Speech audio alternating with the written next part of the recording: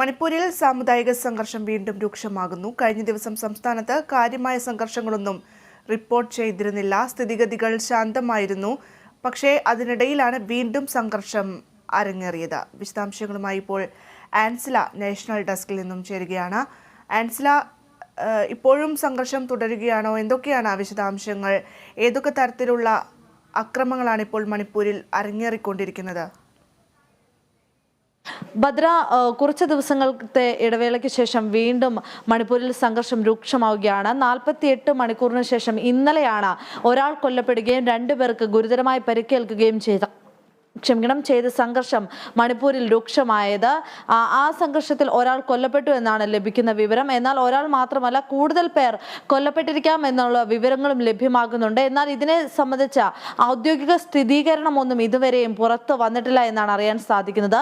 അതോടൊപ്പം തന്നെ ഇപ്പോൾ ലഭിക്കുന്ന വിവരം അനുസരിച്ച് സർക്കാർ മറ്റു സമുദായങ്ങളിൽപ്പെട്ട തീവ്രവാദികളിൽ നിന്ന് പ്രദേശവാസികളെ സംരക്ഷിക്കാൻ വേണ്ടത്ര കാര്യങ്ങൾ, സുരക്ഷാ സംവിധാനങ്ങൾ ലഭ്യമാക്കുന്നില്ലെന്ന് ആരോപിച്ച് മണിപ്പൂർ PWD മന്ത്രി കോന്തൗജം ഗോവിന്ദസിന്റെ വീട് ഇന്നലെ ഒരു സംഘം ആളുകൾ തകർത്തു എന്നൊരു വാർത്തയാണ് ഇപ്പോൾ ഏറ്റവും പുതിയതായിട്ട് പുറത്തു വരുന്നത്.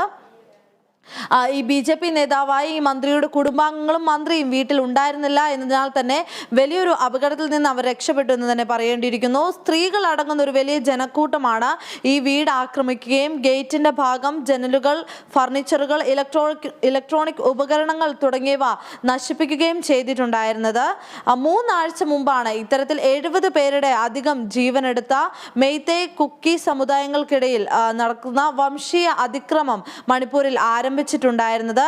ഈ 2 ആഴ്ച മുമ്പാണ് ഈ സംഘർഷം ആരംഭിച്ചതെങ്കിലും ആദ്യമായിട്ടാണ് ഇത്തരത്തിൽ ഒരു മന്ത്രിയുടെ വസതിക്ക് നേരെ ആക്രമണം ഉണ്ടാകുന്നത്. പ്രധാനമായും ഈ ആക്രമണകാരികൾ ഉന്നയിച്ച കാര്യമെന്ന് പറയുന്നത് ഇത്തരത്തിലുള്ള വംശീയ ആക്രമണങ്ങളിൽ നിന്ന് പ്രദേശവാസികളെ സംരക്ഷിക്കാൻ സർക്കാർ ഒന്നും ചെയ്യുന്നില്ല എന്നാണ് പ്രധാനമായും ആരോപിച്ചിട്ടുള്ളത്. ഇതിൽ രോക്ഷം പൂണ്ടാണ് ഇപ്പോൾ ജനങ്ങൾ വലിയ രീതിയിലുള്ള പ്രതിഷേധവുമായി തെരുവുകളിലേക്ക് ഇറങ്ങുന്നത്. എടുത്തു പറയേണ്ട മറ്റൊരു കാര്യം എന്ന് പറയുന്നത് സ്ത്രീകളാണ് ഈ പ്രക്ഷോഭത്തിൽ ഏറ്റവും കൂടുതൽ അണിനിരന്നിട്ടുണ്ടായിരുന്നത് എന്ന് പറയേണ്ടിയിരിക്കുന്നു. അതോടൊപ്പം തന്നെ സംസ്ഥാനത്ത് സ്ഥിതിഗതികൾ നിയന്ത്രിക്കാൻ സൈന്യത്തെയും വിഭാഗ സൈന്യത്തെയും നിയോഗിച്ചിട്ടുണ്ടായിരുന്നു. എന്നാൽ ഇവർക്കൊന്നും ഇപ്പോഴും ഈ സംഘർഷം അടിച്ചമർത്താനാവുന്നില്ല എന്നതും എടുത്തു പറയേണ്ട ഒരു വസ്തുതയാണ്.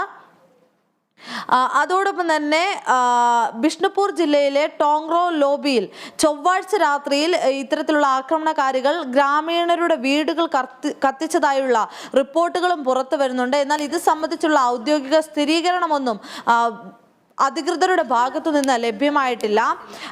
കർഫ്യൂ ഇളവുകൾ ഇന്നലെയാണ് പ്രഖ്യാപിച്ചിട്ടുണ്ടായിരുന്ന കർഫ്യൂ ഇളവുകൾ വീണ്ടും പിൻവലിച്ചിട്ടുണ്ടായിരുന്നത്. ഇന്നലെ ഒരാൾ കൊല്ലപ്പെടുകയും 2 പേർക്ക് ഗുരുതരമായി പരിക്കേൽക്കുകയും ചെയ്ത ആക്രമണങ്ങൾക്ക് ശേഷമാണ് വെസ്റ്റ് ഇംഫാൽ, ഈസ്റ്റ് ഇംഫാൽ എന്നിവിടങ്ങളിൽ, അതോടൊപ്പം തന്നെ ബിഷ്ണുപൂർ ജില്ലകളിൽ പ്രഖ്യാപിച്ചിട്ടുണ്ടായിരുന്ന കർഫ്യൂ ഇളവുകൾ ഇപ്പോൾ മാറ്റിയിട്ടുള്ളത്. അതോടൊപ്പം തന്നെ eastern army commander lieutenant general RP Kalita ഈ ബുധനാഴ്ച മണിപ്പൂരിൽ 3 ദിവസത്തെ സന്ദർശനത്തിനായി എത്തിയിട്ടുണ്ടായിരുന്നു.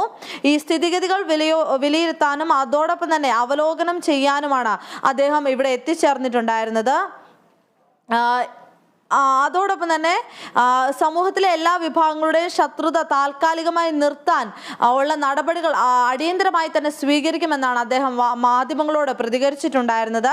മെയ് 22 മുതൽ 24 വരെയുള്ള സന്ദർശന വേളയിൽ ഇദ്ദേഹം ഈ പ്രധാന സംഘർഷ ബാധിതരായിട്ടുള്ള പ്രദേശങ്ങളെല്ലാം സന്ദർശിക്കുമെന്നാണ് അറിയാൻ സാധിക്കുന്നത്. അതോടൊപ്പം തന്നെ പ്രാദേശിക കമാൻഡർമാരുമായിട്ട് മണിപ്പൂരിലെ സുരക്ഷാ സാഹചര്യങ്ങളെ കുറിച്ച് അദ്ദേഹം ചർച്ച ചെയ്യുമെന്നും അറിയാൻ സാധിക്കുന്നു. അതോടൊപ്പം തന്നെ മണിപ്പൂർ മുഖ്യമന്ത്രി N ബിരേൻ സിംഗുമായും മുതിർന്ന സർക്കാർ ഉദ്യോഗസ്ഥരുമായും ഇദ്ദേഹം ആശയവിനിമയം നടത്തുമെന്നാണ് അറിയാൻ സാധിക്കുന്നത്. ഇത്തരത്തിൽ മെയ്തേ, കുംകി വിഭാഗങ്ങൾ തമ്മിലുള്ള ഈ സംഘർഷം എങ്ങനെ ഈ സംഘർഷാവസ്ഥയിൽ നിന്ന് എങ്ങനെ അയവ് വരുത്താം എന്ന് തുടങ്ങിയ കാര്യങ്ങളായിരിക്കും പ്രധാനമായും ഈ ഉദ്യോഗസ്ഥ വൃന്ദം ചർച്ച ചെയ്യുക എന്നാണ് അറിയാൻ സാധിക്കുന്നത്. അതോടൊപ്പം തന്നെ ഈ നിലവിലുള്ള സാഹചര്യങ്ങൾ എത്രയും വേഗം സാധാരണ നിലയിലേക്ക് ആക്കുന്നതിന് എല്ലാ ഏജൻസികളുടെയും സഹായം തേടുമെന്നാണ് അറിയാൻ സാധിക്കുന്നത്. നിലവിൽ സൈനിക, അർദ്ധ സൈനിക വിഭാഗങ്ങളെ മണിപ്പൂരിലെ വിവിധ ജില്ലകളിൽ വിന്യസിച്ചിട്ടുണ്ട്. എങ്കിലും ഇവർക്ക് ഇപ്പോഴും സംഘർഷ സാധ്യതകൾ അടിച്ചമർത്താൻ കഴിയാത്ത ഒരു സാഹചര്യമാണ് ഇപ്പോൾ നിലവിലുള്ളത്. അതിനാൽ തന്നെ ഈ ക്രിയാത്മകമായ ചർച്ചകൾ ഇത്തരത്തിൽ മെയ്തേ കുംകി വിഭാഗങ്ങളുമായിട്ട് ക്രിയാത്മകമായ ചർച്ചകൾ ഉദ്യോഗസ്ഥരുടെ ഭാഗത്ത് നിന്ന് ഉണ്ടാകണമെന്നാണ് ഇപ്പോൾ പ്രധാനമായും ഉയർന്നു വരുന്ന ആവശ്യങ്ങൾ. ഇപ്പോൾ ഈ വിഭാഗക്കാരല്ലാത്ത പ്രദേശവാസികൾ വരെ ഈ ആക്രമണങ്ങളിൽ രോക്ഷമുണ്ട്. മന്ത്രിമാരുടെ അടക്കം വസതിയിലേക്ക് ആക്രമണങ്ങൾ അഴിച്ചുവിടുന്ന ഒരു സാഹചര്യത്തിലേക്ക് തിരിയുമ്പോൾ ജനങ്ങൾ സമാധാനം പാലിക്കണം എന്നൊരു ആവശ്യമാണ് പ്രധാനമായും ഇപ്പോൾ ഉദ്യോഗസ്ഥരുടെ ഭാഗത്ത് നിന്ന് ഉയരുന്നത്. ഭദ്ര, ആൻസില, കഴിഞ്ഞ ദിവസം മന്ത്രിയുടെ വീടടക്കം ആക്രമിച്ച ഒരു സംഭവം ഉണ്ടായി. ഇപ്പോൾ ആൻസില സൂചിപ്പിച്ചതുപോലെ എന്തായാലും വരും ദിവസങ്ങളിലൊക്കെ തന്നെ ഒരുപക്ഷെ ഈ സാമുദായിക സംഘർഷം രൂക്ഷമാകും എന്ന് തന്നെ കരുതേണ്ടിയിരിക്കുന്നു. ഈ ഒരു സാഹചര്യത്തിൽ ആൻസില, കഴിഞ്ഞ ദിവസം ഈ ജയറാം രമേശ്, അതായത് കോൺഗ്രസ് നേതാവാണ്, അദ്ദേഹം അമിത്ഷായും അതുപോലെ മോദിയും ഒന്നും ഇക്കാര്യത്തിൽ ഒരു പ്രതികരണവും നടത്തുന്നില്ല, ഇവരാരും തന്നെ ആ ഒരു സ്ഥലം സന്ദർശിക്കുന്നില്ല തുടങ്ങിയ കാര്യങ്ങളൊക്കെ ഉന്നയിക്കുന്നുണ്ട്. എത്രത്തോളം ഒരു രാഷ്ട്രീയ മാനം ഇവിടെ വരുന്നുണ്ട് ഈ ഒരു മണിപ്പൂർ സംഘർഷത്തിൽ?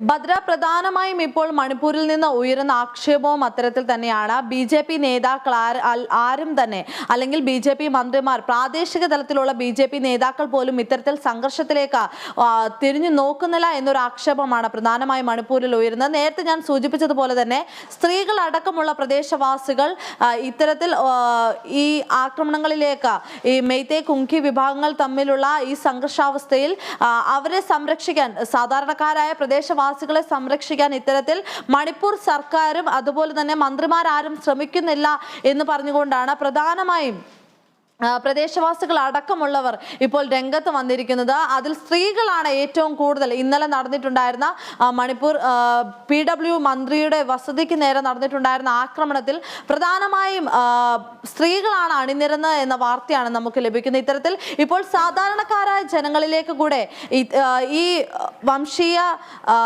ആക്രമണത്തിന്റെ ഫലങ്ങൾ വർദ്ധിച്ചുകൊണ്ടിരിക്കുകയാണെന്നാണ് അറിയാൻ സാധിക്കുന്നത്. ഇതിൽ ഇപ്പോഴും പ്രധാനമന്ത്രി നരേന്ദ്രമോദി, അതുപോലെ തന്നെ ആഭ്യന്തരമന്ത്രി അമിത്ഷാ അടക്കമുള്ളവർ യാതൊരു തരത്തിലുള്ള നടപടികളും സ്വീകരിക്കുന്നില്ല എന്നതും എടുത്തു പറയേണ്ട ഒരു കാര്യമാണ്.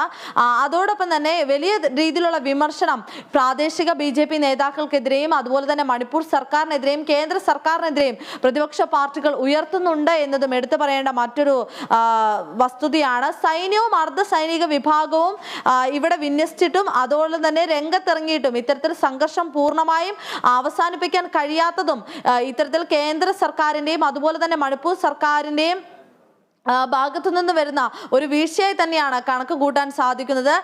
അനൗദ്യോഗികമായി ലഭിക്കുന്ന കണക്കുകൾ പ്രകാരം 2 ആഴ്ച മുൻപ് ആരംഭിച്ച ഈ വലിയ ആക്രമണത്തിൽ 70ഓളം പേർക്കാണ് അവരുടെ ജീവൻ നഷ്ടപ്പെട്ടിരിക്കുന്നത് എന്നാണ് അറിയാൻ സാധിക്കുന്നത്. ഇപ്പോഴും ഇന്നലെയും ഒരാൾ ഈ ആക്രമണത്തിൽ കൊല്ലപ്പെട്ടു എന്നാണ് അറിയാൻ സാധിക്കുന്നത്. ഇത്തരത്തിൽ ആക്രമണങ്ങൾ വർദ്ധിച്ചു വരുന്ന സാഹചര്യത്തിൽ എന്തുകൊണ്ടാണ് കേന്ദ്ര സർക്കാർ മിണ്ടാതിരിക്കുന്നത് എന്നൊരു ചോദ്യമാണ് പ്രതിപക്ഷ പാർട്ടികളുടെ ഇടയിൽ നിന്ന് ഉയരുന്നത്. നമുക്കറിയാം, പ്രദേശവാസികളെ അടക്കം, സാധാരണക്കാരായ ജനങ്ങളെ അടക്കം ബാധിക്കുന്ന രീതിയിലേക്ക് ഇപ്പോൾ ഈ സംഘർഷം മാറിയിരിക്കുകയാണ്. കഴിഞ്ഞ ദിവസങ്ങളിൽ നേരത്തെ സൂചിപ്പിച്ചതുപോലെ തന്നെ വെസ്റ്റ് ഇംഫാൽ, ഈസ്റ്റ് ഇംഫാൽ അടക്കമുള്ള പ്രദേശങ്ങളിൽ കർഫ്യൂ ഇളവുകൾ പ്രഖ്യാപിച്ചിട്ടുണ്ടായിരുന്നു. എന്നാൽ ഇന്നലെ ഇത്തരത്തിൽ ശക്തമായ രീതിയിലുള്ള ആക്രമണങ്ങൾ പിന്നെയും തുടരുന്ന സാഹചര്യത്തിൽ ഈ കർഫ്യൂ ഇളവുകൾ പിൻവലിക്കുന്ന സാഹചര്യത്തിലേക്ക് വരെ കാര്യങ്ങൾ പോകുകയുണ്ടായിരുന്നു. അതോടൊപ്പം തന്നെ ഇന്നലെ ഉണ്ടായ ആക്രമണത്തിൽ 2 പേർക്ക് ഗുരുതരമായി പരിക്കേൽക്കുകയും ചെയ്തിട്ടുണ്ട്. അതോടൊപ്പം തന്നെ ഒരാൾ മരണപ്പെടുകയും ചെയ്തു എന്നാണ് ഔദ്യോഗികമായി ലഭിക്കുന്ന വിവരങ്ങൾ. എന്നാൽ ഇത് മാത്രമല്ല, മറ്റിടങ്ങളിലും ആളുകൾ മരണപ്പെട്ടിട്ടുണ്ട് എന്നാണ് അറിയാൻ സാധിക്കുന്നത്. എന്നാൽ ഇത് സംബന്ധിച്ച് ഔദ്യോഗിക സ്ഥിരീകരണം ഒന്നും ഇതുവരെയും ലഭിച്ചിട്ടില്ല. അതുപോലെ തന്നെ എത്ര പേർ കൃത്യമായി ഈ മരണത്തിൽ, ഈ അപകടത്തിൽ കൊല്ലപ്പെട്ടിട്ടുണ്ട് എന്ന് തുടങ്ങിയ വിവരങ്ങളൊന്നും ഇതുവരെയും സർക്കാർ പുറത്തുവിടുന്നില്ല. എത്തരത്തിലാണ് നാശനഷ്ടങ്ങൾ മണിപ്പൂരിൽ ഉണ്ടായിരിക്കുന്നത്, എത്രത്തോളം ജനങ്ങളെ ഈ ആക്രമണങ്ങൾ ബാധിച്ചിട്ടുണ്ട് തുടങ്ങിയ കാര്യങ്ങളൊന്നും ഇതുവരെയും പുറത്തുവിടാൻ സർക്കാർ തയ്യാറായിട്ടില്ല എന്നതും പ്രതിപക്ഷ പാർട്ടികളുടെ ഇടയിൽ നിന്ന് രൂക്ഷ വിമർശനം കേന്ദ്ര സർക്കാരിനും മണിപ്പൂർ സർക്കാരിനെതിരെയും ഉയരുന്ന ഒരു സാഹചര്യം ഉണ്ടായിട്ടുണ്ട്. ഭദ്ര, ശരി ആൻസില, മണിപ്പൂരിൽ സാമുദായിക സംഘർഷം വീണ്ടും രൂക്ഷമാകുന്നു. കഴിഞ്ഞ ദിവസം സംസ്ഥാനത്ത് കാര്യമായ സംഘർഷങ്ങളൊന്നും റിപ്പോർട്ട് ചെയ്തിരുന്നില്ല എങ്കിൽ ഇപ്പോൾ സ്ഥിതിഗതികളൊക്കെ വഷളായി തുടങ്ങിയിരിക്കുകയാണ്. ഇന്നലെ ഉണ്ടായ വെടിവയ്പിൽ ഒരാൾ മരണപ്പെടുകയും 2 പേർക്ക് പരിക്കേൽക്കുകയും ചെയ്തു. അതുപോലെ തന്നെ മന്ത്രിയുടെ വീട് ആക്രമിക്കുന്ന ഒരു സാഹചര്യം കൂടി ഉണ്ടായിട്ടുണ്ട്. നിലവിൽ പ്രദേശത്ത് സൈനിക, അർദ്ധ സൈനിക വിഭാഗത്തെ വിന്യസിച്ചിരിക്കുകയാണ്. അതേസമയം വലിയ രീതിയിലുള്ള സംഘർഷങ്ങൾ നിലനിൽക്കുന്നതിനാൽ കർഫ്യൂ പ്രഖ്യാപിച്ചിരിക്കുകയാണ്. കർഫ്യൂവിൽ കഴിഞ്ഞ ദിവസം ഇളവ് ഉണ്ടായിരുന്നുവെങ്കിലും അതെല്ലാം പിൻവലിക്കുന്ന ഒരു സാഹചര്യം കൂടിയുണ്ട്. വിശദാംശങ്ങൾ നൽകുകയായിരുന്നു ആൻസില.